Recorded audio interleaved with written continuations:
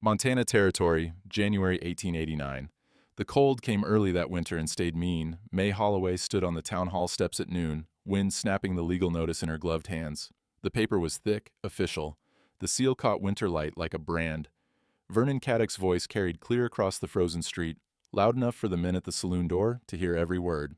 Equipment lien, $840 by March 10th. He paused, let the number settle. Shame a woman with no heirs got saddled with a man's debts. The crowd shifted. Boots scraped frozen ground. Someone coughed. May kept her chin up, fists clenched inside her coat pockets. The German anvil her late husband left her was worth $1,200. Vernon knew that. Everyone did. She turned, walked through the parting crowd like she carried fever. Behind her, hoofbeats approached, slow and steady. A man's voice. Calm as Sunday. Mrs. Holloway? May. Woke before dawn, same as every morning since Thomas died. 8 weeks now. The forge was cold. She could see her breath in the dim light filtering through frost-patterned windows. She dressed in the dark, pulled on her husband's old leather apron. It still smelled faintly of him, sweat and smoke and the metallic tang of worked iron. Her hands shook as she tied the straps. They shook every morning now. The charcoal crackled when she lit it, a sound that used to mean comfort. Now it just meant another day alone. She worked the bellows until the coals glowed orange, heat pushing back the January cold. Metal tools gleamed on their pegs, hammers, tongs, punches, all arranged the way Thomas had kept them. The German anvil sat center, 800 pounds of forged steel. Her husband had ordered it from Philadelphia, paid $120 plus freight. Worth 10 times that now, or so Vernon claimed. She rested one palm against its cold surface, felt the chill bite through her glove. Coffee boiled over on the stove. She'd forgotten it again. The smell of burned grounds filled the small room attached to the forge. She scraped the pot clean, started over, burned the toast too, ate it anyway, standing at the window, watching the street lighten to gray. The church bell rang 6 times, distant and thin in the cold air. Footsteps crunched on frozen ground outside. She turned, wiped her hands on the apron. Through the window she saw a man leading a horse, something bulky strapped across the saddle. He moved careful, like he knew how to approach a skittish animal. The knock was soft, polite. May opened the door halfway. We're not open yet. No, ma'am, I know. He was tall, weathered, maybe mid-40s. His eyes were steady, kind, but not soft. Name's Boone Garrett. Got a plow blade snapped clean through. Heard you might could fix it. Heard wrong, probably. But she stepped aside. Bring it in. He carried the broken blade like it weighed nothing, set it gentle on her workbench. The metal had sheared at a weak point. Poor original work. Stress fracture. She could see it plain. Can you? He asked. May picked up the pieces, turned them in her hands. Her fingers had stopped shaking. Whoever made this didn't know what they were doing. That'd be me, 5 years back. He smiled, just barely. I know horses. Iron, not so much. She almost smiled too. I can fix it. Take me 2 days. That's fine. He didn't move to leave. Just stood there, watching her examine the break. No judgment in his gaze, no hurry, like he had all morning to watch a woman work. May set the blade down. Something else? Got 4 children out at my place, 3 miles west, past Kettle Creek. He spoke plain, matter of fact. They need schooling, reading, numbers. I can pay. I'm not a teacher, Mr. Garrett. I'm a blacksmith. I know what you are. Still calm, still steady. But you read, you figure. And they need someone. The forge fire popped behind her. May turned, checked the coals, gave herself time to think. She'd seen Boone Garrett at Sunday service once or twice, always with a string of children around him. Rumor said he collected strays like some men collected debts. Why me? Because you're good at what you do, and because... He paused, chose his words careful. Because I reckon you understand what it's like to build something from broken pieces. May's throat tightened. She kept her back to him, adjusting tongs that didn't need adjusting. $2 a week, he said. Tuesdays and Thursdays, if you're willing. It wasn't much, but it was something, and the forge was quiet these days. Too quiet. Bring them Thursday, she said. Morning, after I finish this blade. Obliged. He moved toward the door, then stopped, turned back. Mrs. Holloway? She met his eyes. I heard you do good work. His voice dropped, gentle as his knock had been. Heard other things too.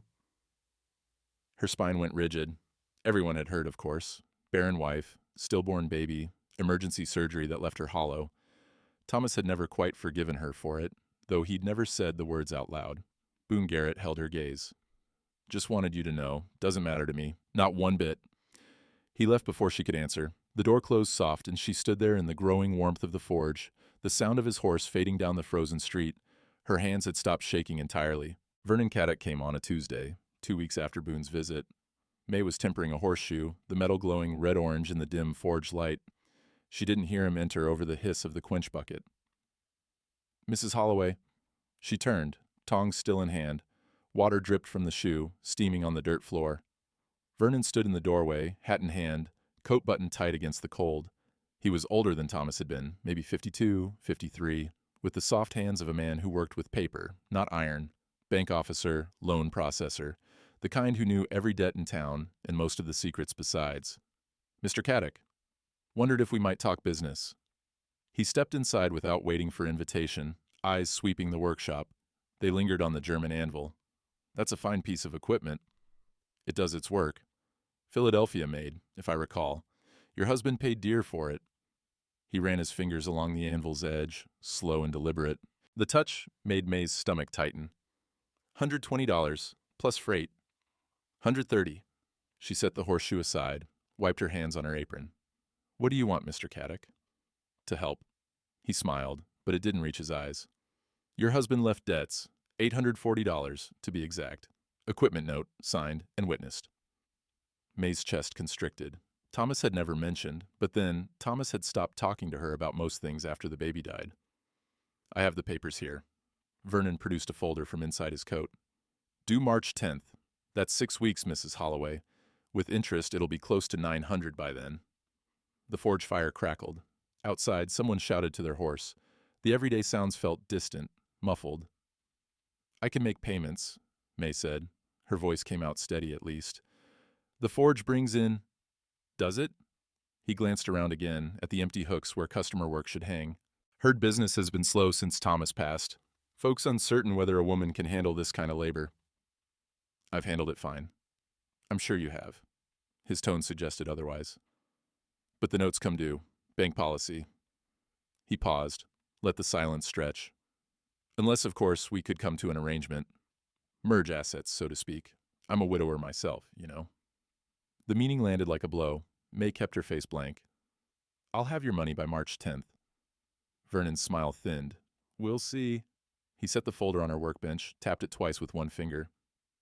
Read it over. Think on what I said. We could discuss this more privately. He left then, boots clicking on the frozen ground outside. The smell of his bay rum cologne lingered, cloying and sweet over the honest smell of smoke and iron. May waited until his footsteps faded before she opened the folder. The papers looked official. Thomas's signature at the bottom, witnessed by someone named Pritchard. The amount was there, clear as daylight, $840. Due March 10th, 1889. She frowned. March 10th? Thomas's ledger was in the back room, tucked in the bottom drawer where he'd kept all his business records.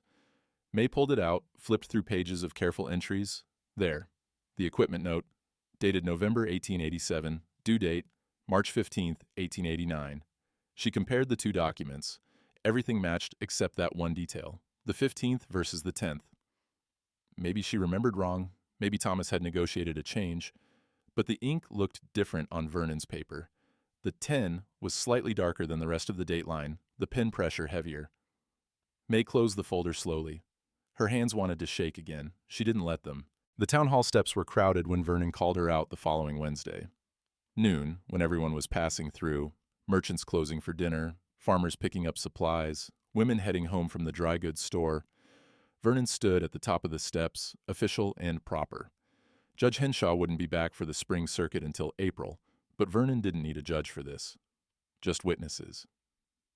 Mrs. May Holloway, he called, voice carrying across the square. The crowd slowed, turned. May climbed the steps. The wood was slick with ice. She gripped the iron railing, felt the cold bite through her glove. Vernon held the papers high enough for everyone to see. Equipment lien, issued by the Bank of Montana. $840 due and payable March 10th, 1889. Someone in the crowd muttered. May caught fragments. Woman alone. Can't manage, Vernon's voice rose.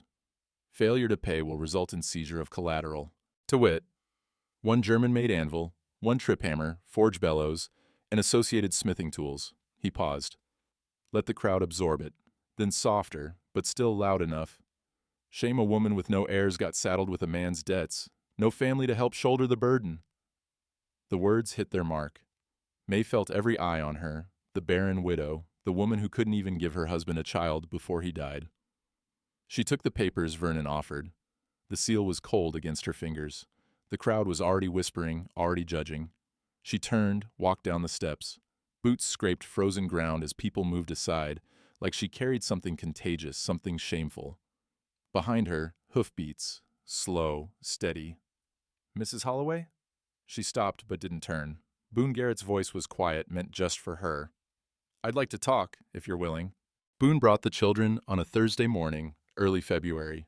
The sun was pale through high clouds, and the wind had lost some of its bite. May heard them before she saw them, young voices, the crunch of boots on frozen ground. 4 of them. The oldest was a girl, maybe 14, with dark braids and her father's steady eyes. She walked careful, like someone used to watching her step. Behind her came 2 boys, one about 11 with a shock of red hair, another maybe 8, smaller and quieter. The youngest was a girl, 6 at most, holding tight to the oldest girl's hand. This is Ada, Boone said, nodding to the eldest. Cole, Lila, and Finn. Each child nodded in turn, solemn as little judges. May wiped her hands on her apron. Morning. They filed inside, eyes wide at the forge fire, the tools, the massive anvil. Finn pressed against Ada's skirt. Lila's mouth formed a small O. Never seen a blacksmith shop before? May asked. Not one run by a lady, Cole said. Then quickly, ma'am. May almost smiled. Well, you're seeing one now. She showed them how the bellows worked, how the coal burned hotter when you fed it air. Ada moved closer, watching the way May's hands worked the leather handle. The girl had calluses already, May noticed. Work-worn palms. Want to try? May asked. Ada glanced at her father. Boone nodded. The girl took the handle, pumped it slow and steady. The coals brightened, orange to yellow-white. Heat rolled out in waves. Ada's face flushed, but she kept the rhythm even. Good, May said. You've got the feel for it. Ada's smile was small but real. May demonstrated shoeing next, heating a bar of iron until it glowed, shaping it against the anvil with precise hammer strikes. The ring of metal on metal filled the space, rhythmic and sure. Finn covered his ears at first, then slowly lowered his hands, fascinated. She bent the shoe into a curve, checked the fit against a wooden form. Every horse is different, she explained. You can't make them fit the shoe, you make the shoe fit them. Like people, Ada said quietly. May looked up, met the girl's eyes. Yeah, like people. After, she gave them each a piece of chalk and a slate, showed them letters, numbers. Ada already knew most of them. Cole struggled, but tried hard. Lila drew more than wrote, but her pictures were careful, detailed. Finn mostly watched, thumb in his mouth.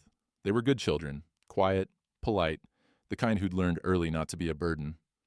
When it was time to leave, Boone lingered near the door. The children waited by the horse, breath steaming in the cold air. They did well, May said. They're good kids. His voice was rough. Ada, especially. She's got a head on her shoulders. She does. He looked at her directly then. County came by last week. Man named Pritchard. Said I can't keep them past April without a legal wife. May's hands stilled on the tool she was putting away. They're not mine by blood, Boone continued. Ada I found after a barn fire killed her folks. Cole was left at the church. Lila's parents died of fever. Finn, someone just left him on my porch one morning, wrapped in a blanket. And you kept them all. Couldn't turn them away. He shifted his weight, uncomfortable.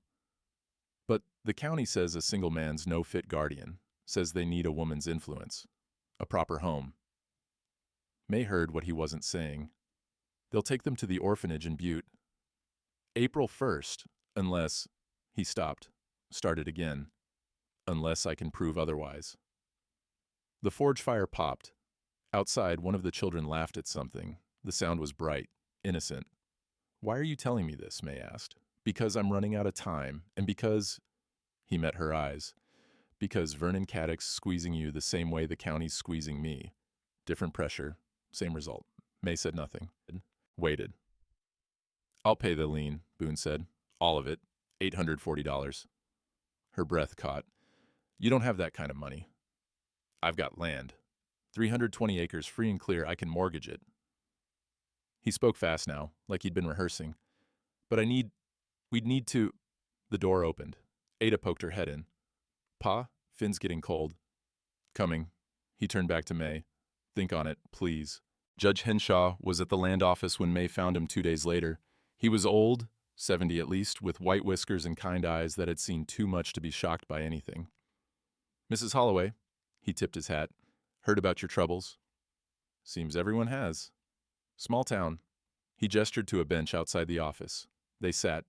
The wood was cold even through May's skirt. What can I do for you? Marriage, May said, felt her face heat despite the cold. If two people married, how would that work? With debts and property. The judge studied her. Asset merger, what's his becomes hers, what's hers becomes his, in the eyes of the law, anyway. So if a man owed money, and his wife had income, yes, they'd be jointly responsible. Joint assets, joint debts. He paused. Also works for custody matters. A married couple has more standing than a single person. May's heart beat faster. What would it cost? The license?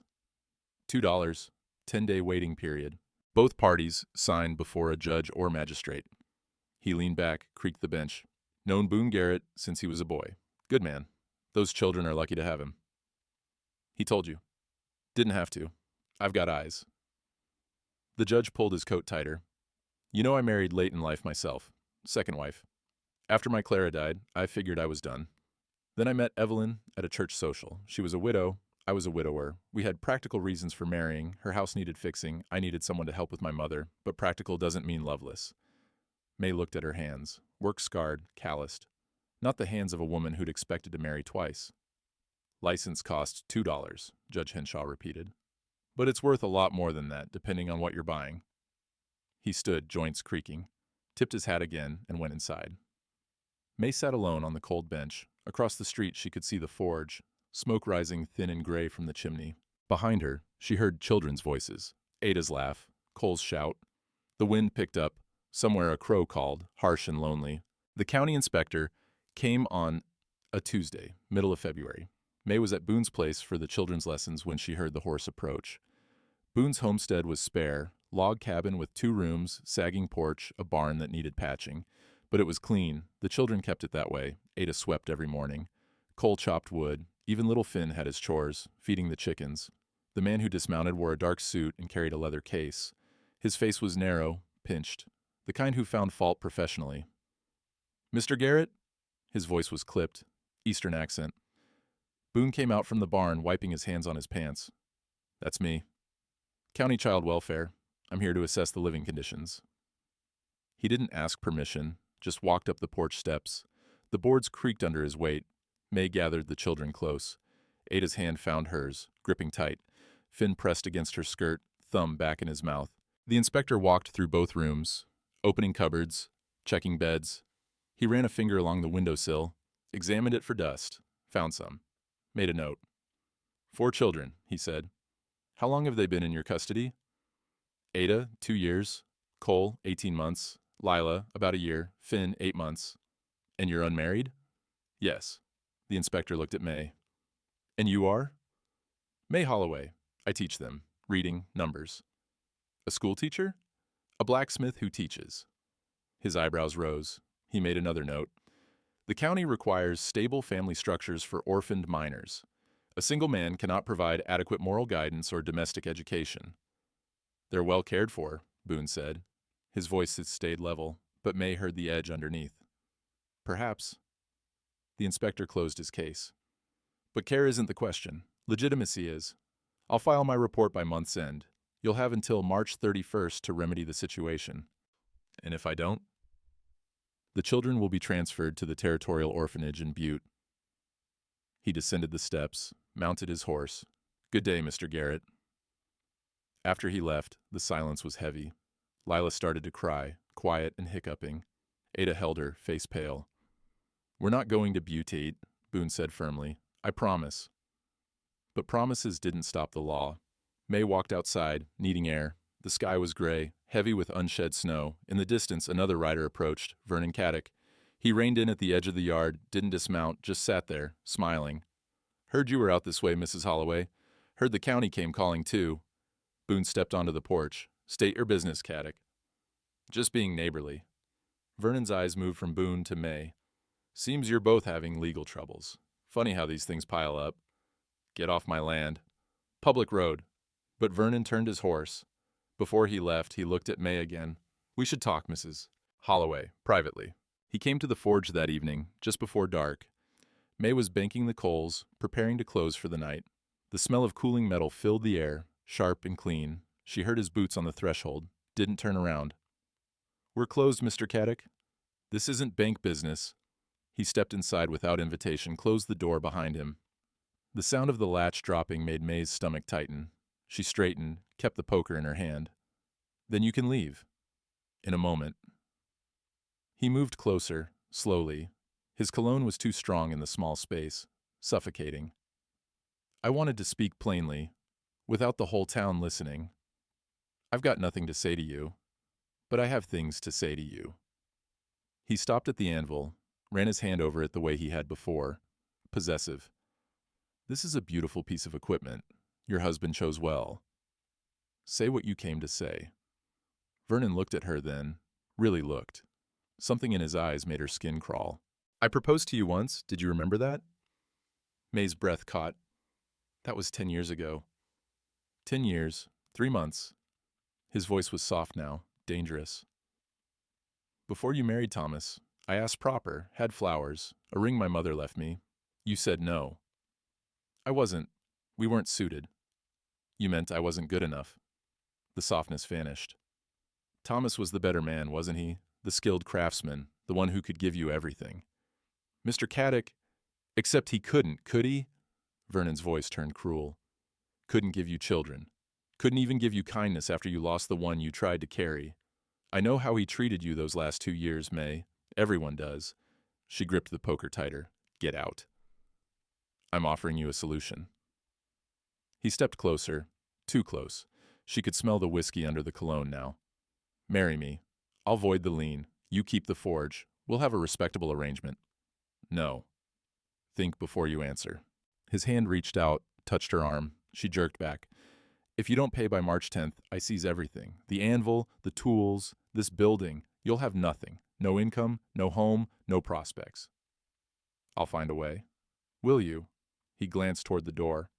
"Or will you run to Garrett, marry him instead, a man with 4 bastard children and a failing ranch?"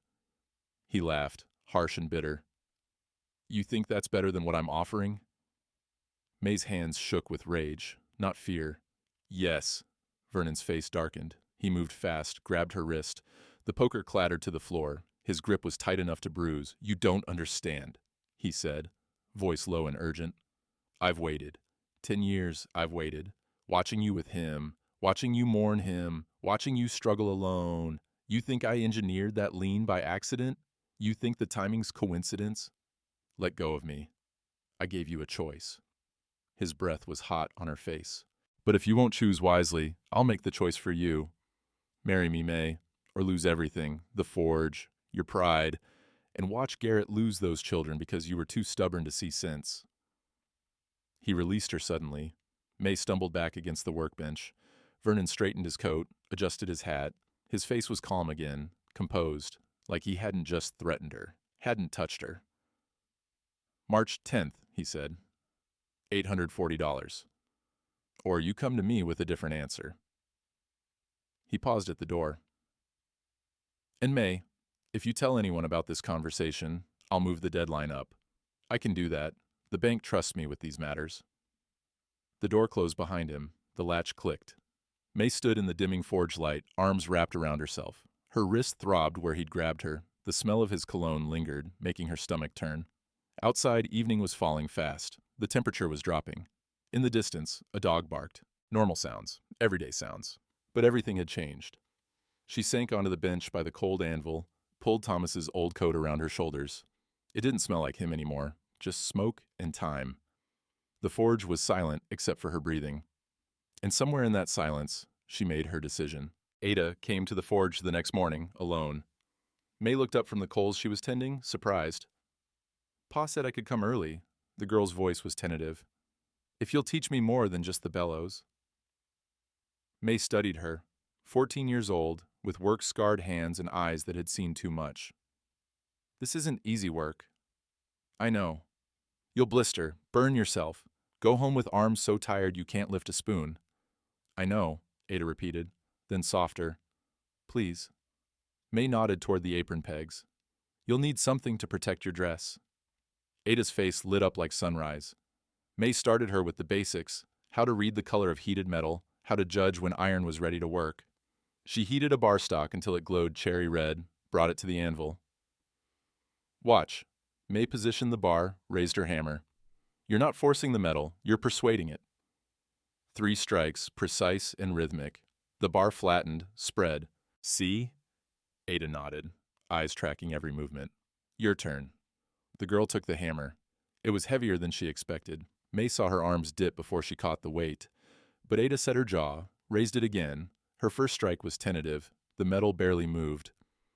Harder, May said. It won't break. You will before it does. Ada swung again. Better. The ring of hammer on anvil was satisfying, even if the blow was still too light. They worked for 2 hours. May heated bar after bar, let Ada practice the motion. Strike, turn, building the rhythm into muscle memory. The girl's hands started to blister after the first 30 minutes. May saw her wince, saw her adjust her grip, but Ada didn't stop, didn't complain. The smell of hot metal and coal smoke filled the space. Sweat dampened Ada's hairline despite the February cold. Her arms trembled from the effort. Enough, May said finally. You'll be too sore to move tomorrow as it is. Ada set the hammer down reluctantly. Her palms were red, angry-looking. Small blisters had formed along the base of her fingers. May took the girl's hands in hers, examined them. Hurts? Some. It'll hurt more tomorrow. May reached for a tin of salve from the shelf. But the skin will toughen. Few weeks, you won't blister anymore. She spread the salve gently, wrapped Ada's hands in clean cloth. Your pa know you want to learn smithing. He knows I want to learn everything. Ada's voice was quiet. So we're useful, wherever we end up. May's chest tightened. You're not going to Butte. Pa says that, but Pa says a lot of things he can't control. The girl looked at the anvil, the tools, the forge. I just want to know how to do something real, something that matters. May understood that hunger, had felt it herself after Thomas died. The need to prove your hands could still make something solid, something lasting. You did good today, she said. Ada's smile was worth all the blisters in the world. Boone came for her that evening, not to the forge, to the small room behind it where May lived. He knocked soft, waited for permission. It's open. He stepped inside, hat in hands. The room was sparse. A bed, a table, a trunk with her few belongings.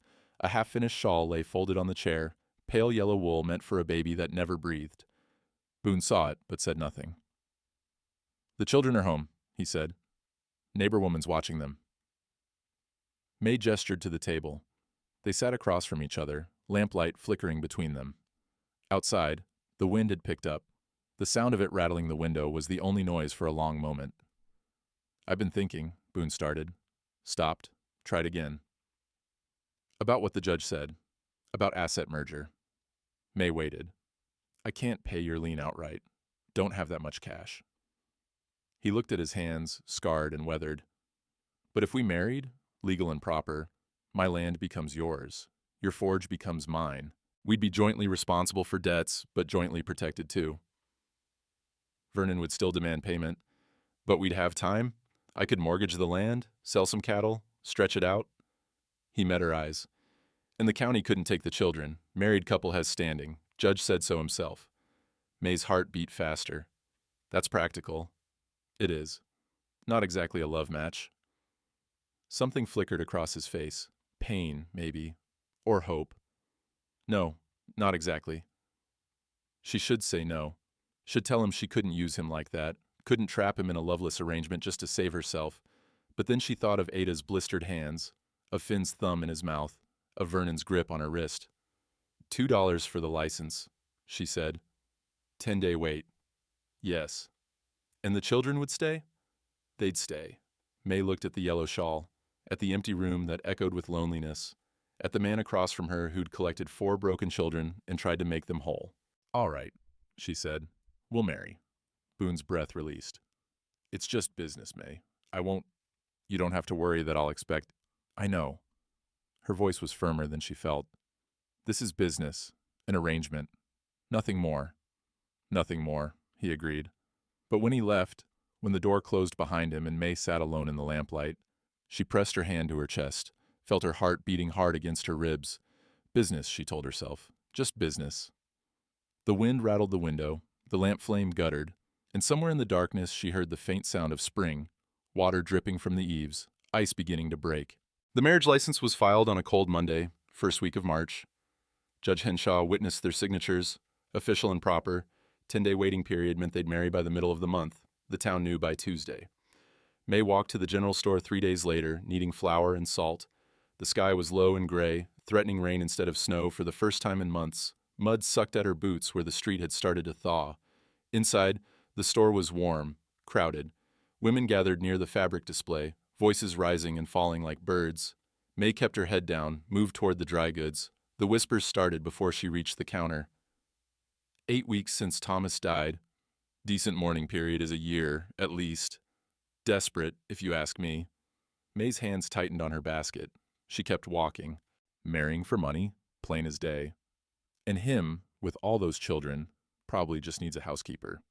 Barren woman, taking in orphans. Lord knows what kind of influence. The words hit like stones. May set her basket on the counter, waited for the clerk. Her face felt hot, her throat tight. Behind her, Widow Kelso's voice rose above the others.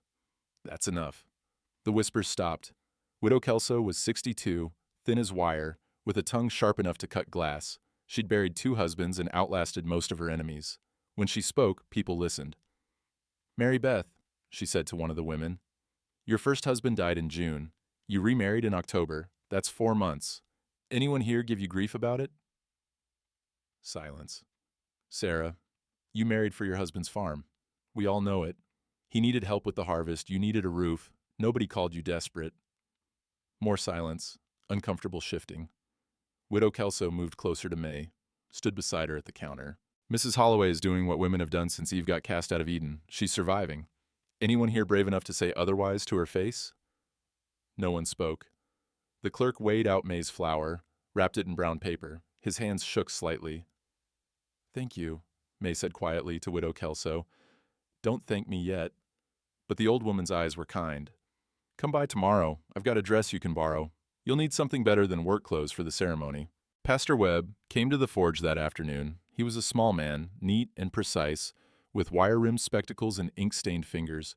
He kept the church records, performed marriages and baptisms, recorded births and deaths in careful script. Mrs. Holloway. He removed his hat, stepped inside. Congratulations on your upcoming marriage. Thank you, Pastor. I wanted to discuss the ceremony. Will you marry at the church or here? Here's fine. Small. Just witnesses required by law. He nodded, pulled a leather folder from under his arm. I need to verify a few details, for the records. He opened the folder, ran his finger down a list of entries.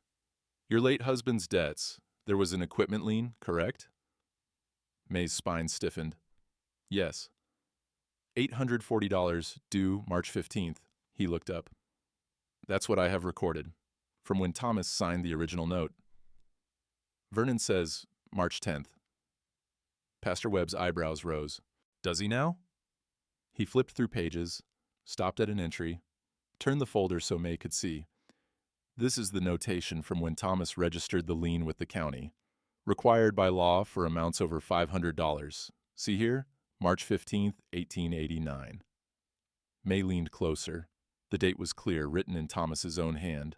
No alterations, no corrections. Vernon's papers say the 10th, she said slowly. May I see them?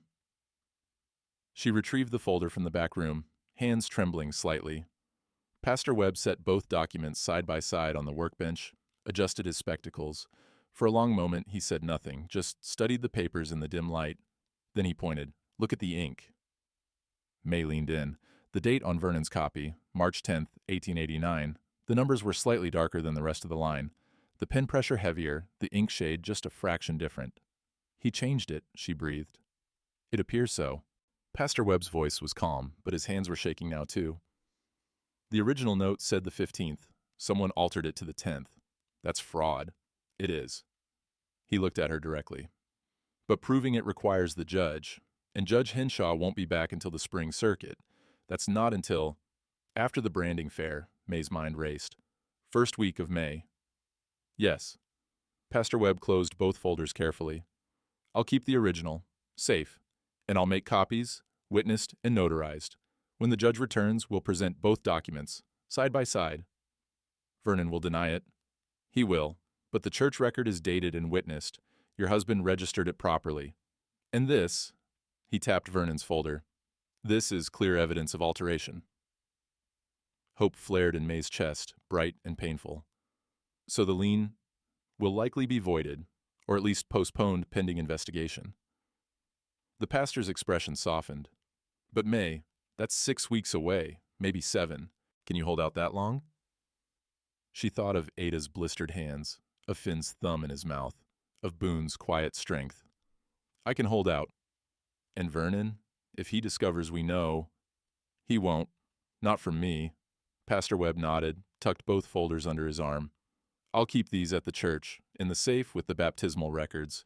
Vernon may be a bank officer, but even he won't go rifling through sacred records. He moved toward the door, then paused.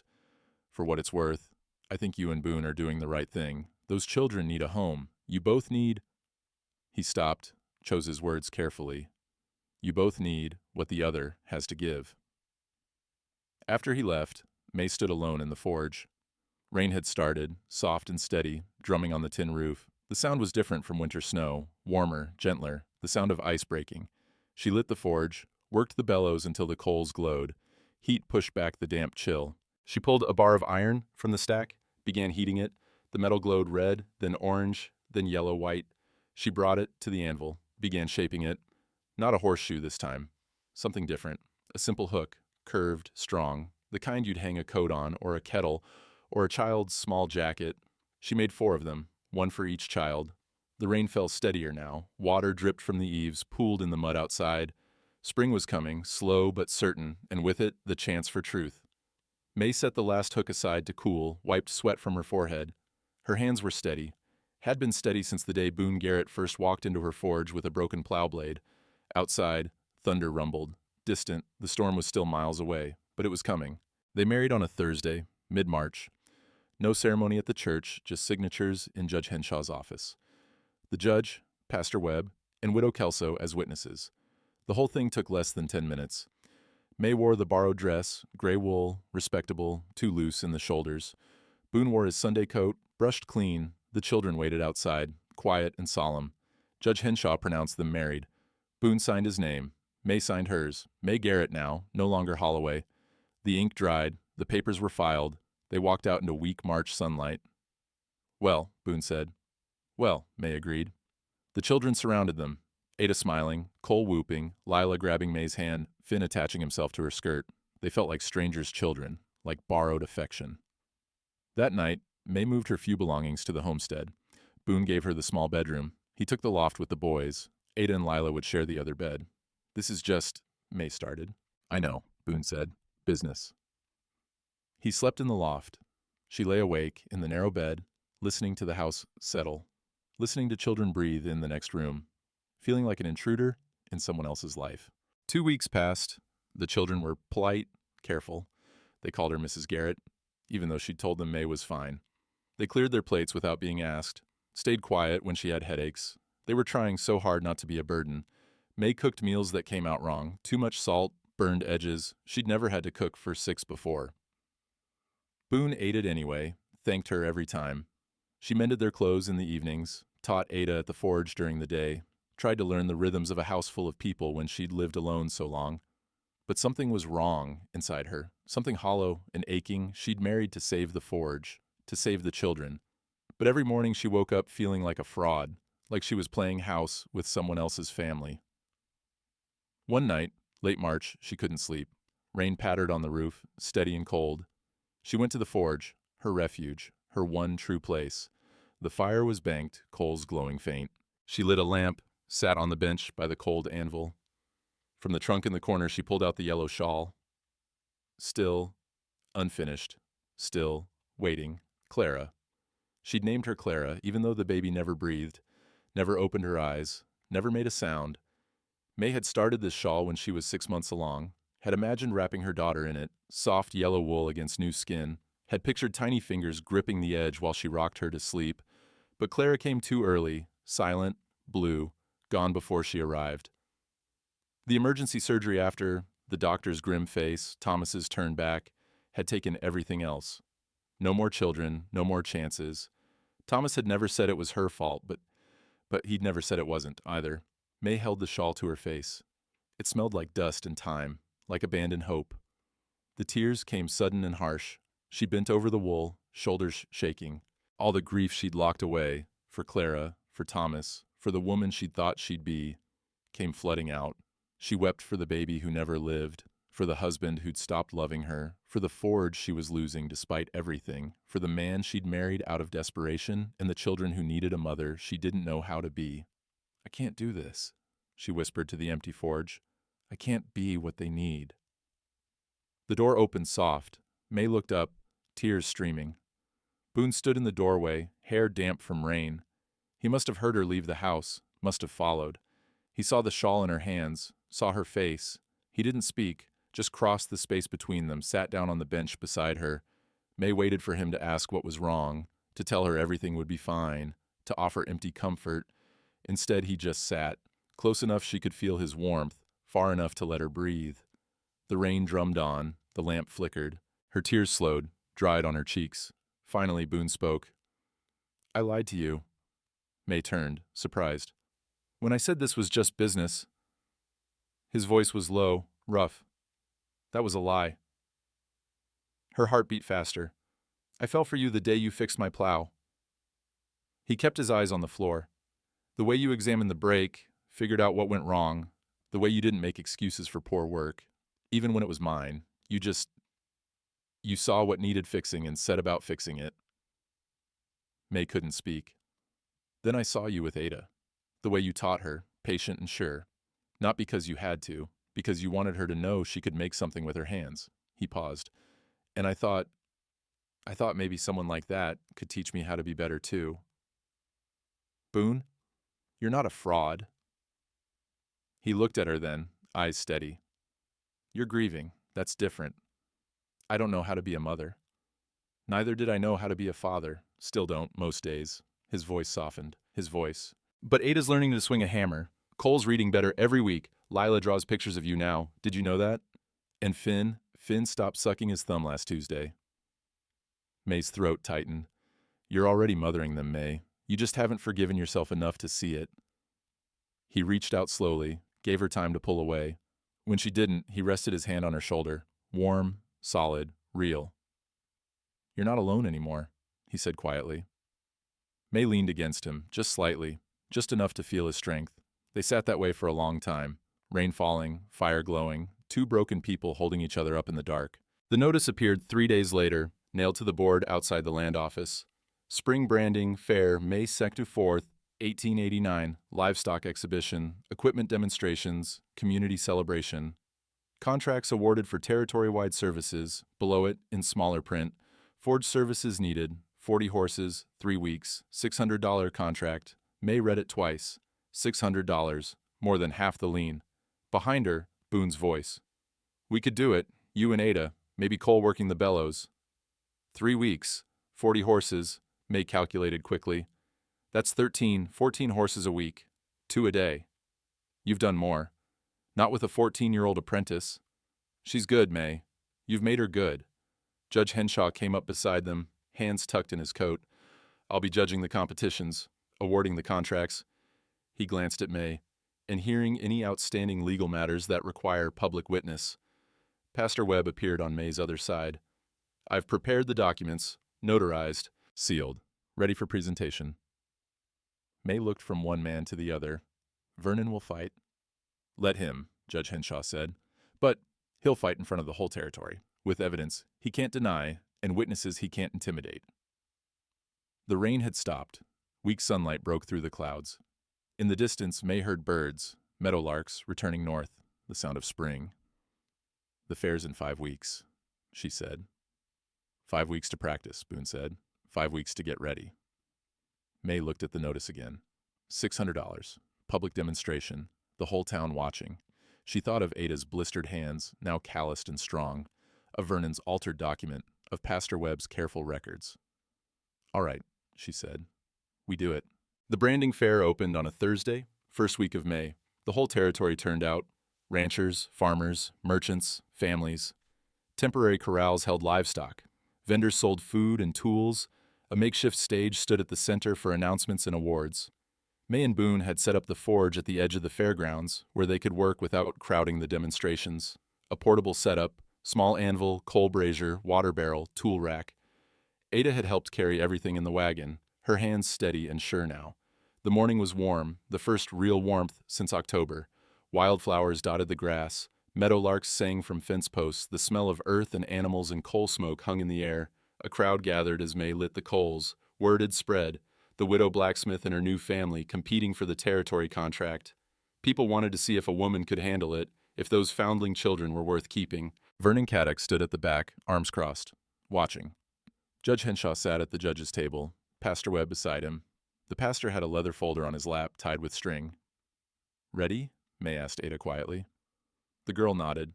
She wore work clothes, hair braided back, leather gloves on her hands. Cole stood at the bellows. Lila and Finn sat on a blanket nearby, watching with wide eyes. Boone brought the first horse, a gray gelding, nervous and dancing. May ran her hand down its leg, calm and steady until it settled. She examined the hoof, measuring by eye. "Standard shoe," she said. "Ada, heat the stock." Ada selected a bar, placed it in the coals. Cole worked the bellows. The metal glowed, orange to yellow to white. May pulled it out with tongs, brought it to the anvil. "Watch the angle." She struck once. The ring echoed across the fairground. Conversations stopped, heads turned. May shaped the shoe with practiced precision. 7 strikes, 8, 9. The curve formed perfect. She plunged it hissing into the water barrel, checked the shape against a template. "Your turn," she said to Ada. "Next one." The crowd pressed closer. May heard whispers, letting the girl do it. Just a child. Ada's face was set, determined. She heated her own bar, brought it to the anvil. Her first strike rang true. So did the second, the third. May stood back, let the girl work, let everyone see. Ada shaped the shoe slowly but surely. Every strike deliberate, every angle checked. When she plunged it in the water, steam rose in a cloud. She held the shoe up to the light, examined it. "Good?" she asked May quietly. May took it, turned it over. The work was clean, even, better than half the smiths in the territory could manage. "Perfect," May said loud enough for the crowd to hear. They shoed 10 horses that morning. May did 6, Ada did 4. Cole kept the fire hot and even. Between horses, Boone brought water. Calm, skittish animals held hooves steady. They worked like they'd been doing it for years, like a family. By noon, the crowd had swelled to over 100. Men nodded approval. Women whispered to each other. The judges took notes. Vernon's face had gone white and tight. At 1 o'clock, Judge Henshaw stood. "We'll announce the contract award at 2, but first," he paused, looked directly at Vernon. "I need to address a legal matter that's come to my attention." The crowd quieted. "Mrs. May Garrett is subject to an equipment lien filed by the Bank of Montana. Mr. Vernon Caddock, as loan officer, claims the debt is due immediately. Is that correct, Mr. Caddock?" Vernon straightened. "Yes, Your Honor. March 10th was the deadline. The debt remains unpaid." "March 10th," the judge repeated. He gestured to Pastor Webb. "Pastor, would you bring forward the church records?" Pastor Webb stood, carried his leather folder to the judge's table. He untied the string, laid out 2 documents side by side. "This," Judge Henshaw said, holding up one paper, "is the lien document provided by Mr. Caddock. It lists the due date as March 10th, 1889. He held up the second paper. "This is the original equipment note, registered with the county clerk when Thomas Holloway signed it, required by law for debts over $500. It lists the due date as March 15th, 1889. The crowd leaned in. "Pastor Webb, you've examined both documents. What did you find?" Pastor Webb adjusted his spectacles. His voice was clear, steady. "The ink on Mr. Caddock's document shows signs of alteration. The date, specifically the number 10, is written in darker ink with heavier pressure than the rest of the document. The original note shows no such alteration. The 15th is written in consistent ink and hand. Murmurs rippled through the crowd. Vernon's face flushed dark. That's... The original must be wrong. A clerical error. An error signed by your own hand as witness? Judge Henshaw's voice was sharp. An error you failed to mention when you filed the lien claim. I don't have to answer. You do if I say you do. This is my court, Mr. Caddick, and fraud is a serious charge. The judge set both documents on the table. The evidence suggests you altered the due date to create urgency, to force Mrs. Garrett, Mrs. Holloway as she was then, into a position where she'd have to sell equipment at a loss, or accept your personal proposal of marriage, which several witnesses tell me you made repeatedly. The crowd erupted. Vernon tried to speak, but his voice was drowned out. Judge Henshaw banged his gavel. Order! When silence returned, he continued. Vernon Caddick, you are hereby charged with fraud and document forgery. The lien is voided pending full investigation. Mrs. Garrett's equipment and property are protected under territorial law. Sheriff, take him into custody. The sheriff stepped forward. Vernon backed up, wild-eyed. You can't... I'm a bank officer. You're a criminal, Judge Henshaw said flatly, and you'll answer for it. They led Vernon away through the silent crowd. His face was twisted with rage and humiliation. As he passed May, he spat, This isn't over. But it was. Everyone knew it. Judge Henshaw waited until Vernon was gone. Then he smiled, just slightly. Now, the Territory Forge contract, based on skill, efficiency, and family cooperation. He paused. The contract is awarded to Garrett Forge, $600 payable upon completion. The crowd erupted again, this time in cheers. People pressed forward, men shaking Boone's hand, women congratulating May, children clustering around Ada. Widow Kelso pushed through, pulled May into a fierce hug. About damn time someone put Vernon in his place. May's eyes were wet. She couldn't speak. Boone found her in the crowd. The children surrounded them. Ada grinning, Cole whooping, Lila dancing, Finn laughing. We did it, May whispered. You did it, Boone said. Later, when the crowd dispersed and the children were playing in the grass, Boone pulled May aside. They stood at the edge of the fairground, watching the sun lower toward the mountains. I need to tell you something, he said. May's heart beat faster. All right. This morning, when you said this was just business, he turned to face her. I should have corrected you then, should have been honest. Boone, I lied when I proposed. His voice was rough, urgent.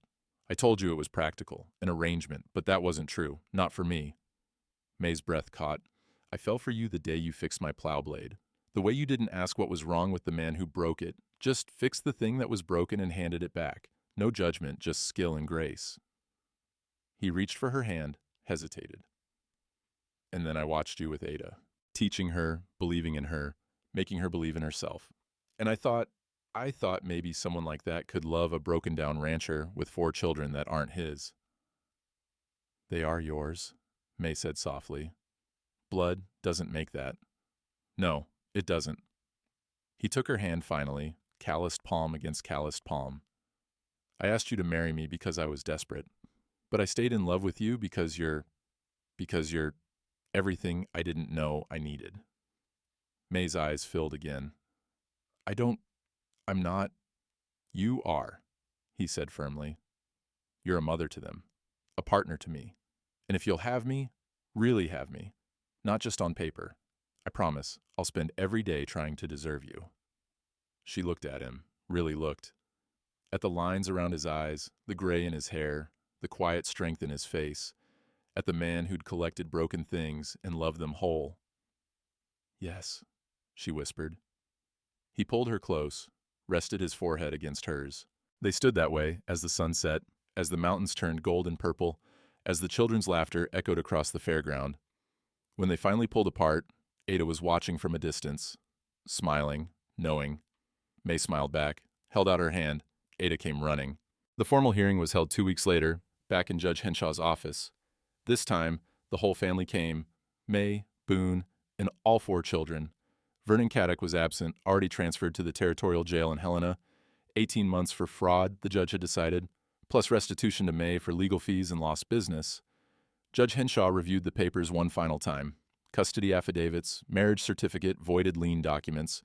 He signed each one with careful strokes, the scratch of pen on paper the only sound in the quiet room. "Mr. and Mrs. Garrett," he said finally. "The custody of Ada Morrison, age 14, Cole Brennan, age 11, Lila Hayes, age 8, and Finn," he paused. "You never gave me a last name for Finn." "Garrett," Boone said firmly. "His name is Finn Garrett." The judge smiled. "Finn Garrett, age 6. Custody is hereby granted in full and permanent to Boone and May Garrett, married and lawful residents of this territory. No further review required." He stamped each document with the territorial seal. The sound was final, official. "Furthermore," Judge Henshaw continued, "the equipment lien filed by Vernon Caddick is declared fraudulent and void. Mrs. Garrett, your forge and all associated property remain your sole possession, with shared marital assets as per your marriage contract." May's hands trembled in her lap. She'd expected this. Pastor Webb had assured her the evidence was solid, but hearing it spoken aloud made it real. "Thank you, Your Honor," she managed. "Don't thank me. Thank Pastor Webb for his record-keeping, and thank yourselves for having the courage to stand up." The judge looked at the children. "You four are lucky. Not every child gets parents who fight this hard to keep them." Ada's eyes were bright with unshed tears. Cole sat up straighter. Lila gripped May's hand tight. Finn climbed into Boone's lap, thumb in his mouth, but only for a moment before he pulled it out, embarrassed. Judge Henshaw handed the papers to Boone. "That's it then. You're a family, legal, legitimate, and a model for this territory." He paused. "Your forge stays open, Mrs. Garrett. I expect excellent work from you for years to come."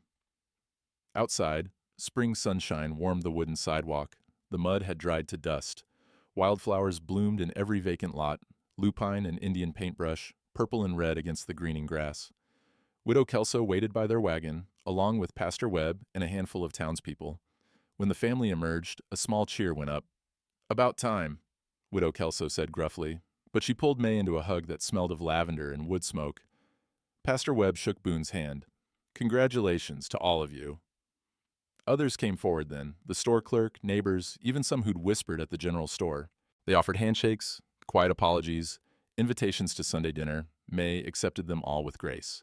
But she kept the children close, one hand on Ada's shoulder, the other holding Lila's. They drove home through afternoon light, the wagon creaking over rutted roads.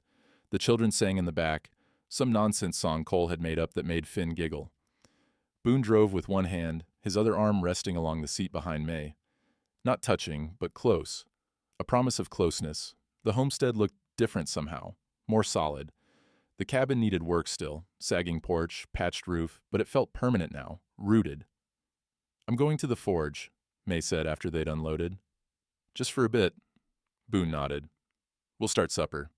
But when she headed down the path, she heard footsteps behind her, all four children following. "Thought you might want help," Ada said. May smiled. Always.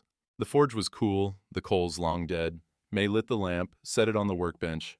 The familiar space wrapped around her, smell of old smoke and iron, the weight of tools hanging on their pegs, the solid presence of the German anvil. She'd almost lost this, almost lost everything, but here she stood, here they all stood. "Can we help light it?" Cole asked. May looked at them, four faces watching her with trust and hope and something that looked like love. "Yeah," she said softly. "We'll all light it." She showed them how to arrange the coals, how to crumple paper for kindling, how to stack everything just right. Ada knew already, had helped a dozen times, but May let her show the others, let her teach what she'd been taught. They worked together, each child adding something. Cole placed the kindling, Lila arranged smaller coals, Finn handed May the striker, his small hand brushing hers. The spark caught, flame spread, the paper curled and blackened, and smoke began to rise. May worked the bellows, slow, steady. The coals glowed red, then orange, then that perfect yellow-white that meant the forge was ready. Heat rolled out in waves. The children stepped back, faces flushed, but they were smiling. May pulled something from beneath the workbench, 4 iron hooks shaped weeks ago in a moment of hope. She'd wrapped them in cloth, kept them hidden. Now she held them out. "These are for you, one each." Ada took hers first, turning it over in her hands. Simple, curved, strong. "For hanging things?"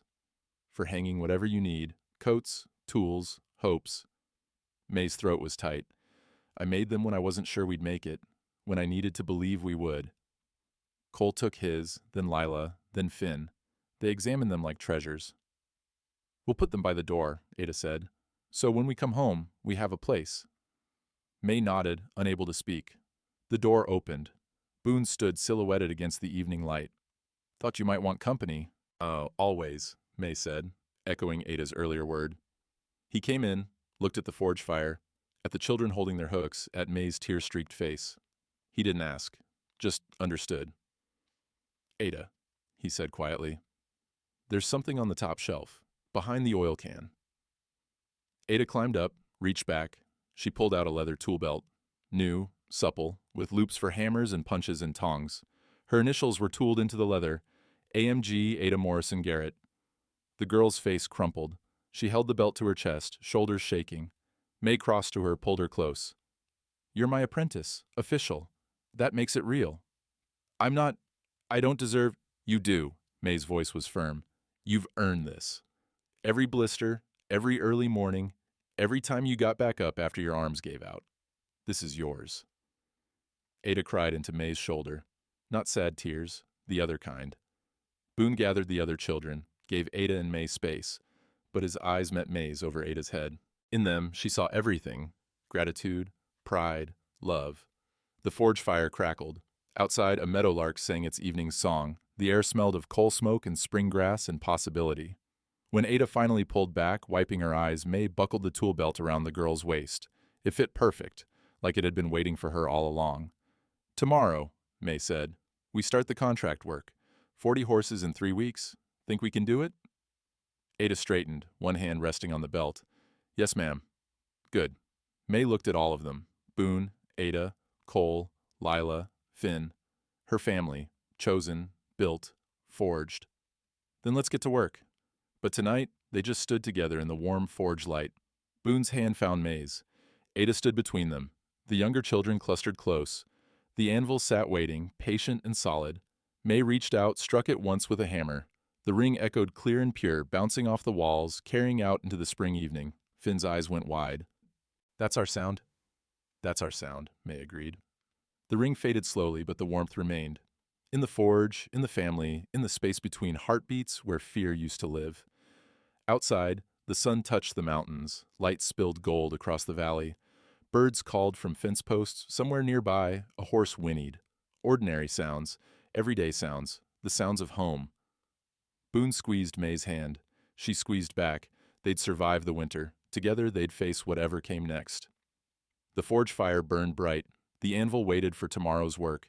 And 6 people, no longer broken, no longer alone, stood in the threshold between what was and what would be. Spring had come at last. Now, there's those who'll tell you family's born, not made. That blood's the only thing that binds. But May Garrett and Boone Garrett knew different. Blood don't make a mother, shared meals do, blistered hands do. Waking before dawn to light a fire so children wake to warmth, that's what makes family. Vernon Caddick served 18 months for fraud, got released to a town that never quite forgot. Last anyone heard, he'd moved east. Some debts you can't pay off with time. May and Boone ran that forge 30 years, trained 12 apprentices, 6 of them were women. Ada became the finest blacksmith in 3 counties, taught her own daughter the trade. Cole went into ranching, built a spread that fed half the territory. Lila married a teacher, raised 5 children who all read by age 4. Finn became a circuit judge, just like Henshaw, spent his career making sure the law served people, not the other way around. When folks asked May about having no children of her own, she'd just smile. I got 4, and they gave me 17 grandchildren. How many you want? The forge still stands, they say, part of a historical preservation now. But on quiet mornings, if you listen close, you can still hear it, that clear ring of hammer on anvil, the sound of a family being made. Sometimes the family you forge is stronger than the one you're born to. Sometimes mercy shows up whether you ask for it or not. And sometimes a barren woman becomes a mother to multitudes because love's not about what you can give birth to, it's about what you're willing to raise. If this story reminded you that belonging's chosen, not given, that second chances are real as morning light, then maybe you know someone who needs to hear it too. More stories of grit, grace, and hard-won hope coming soon. Till then, forge on.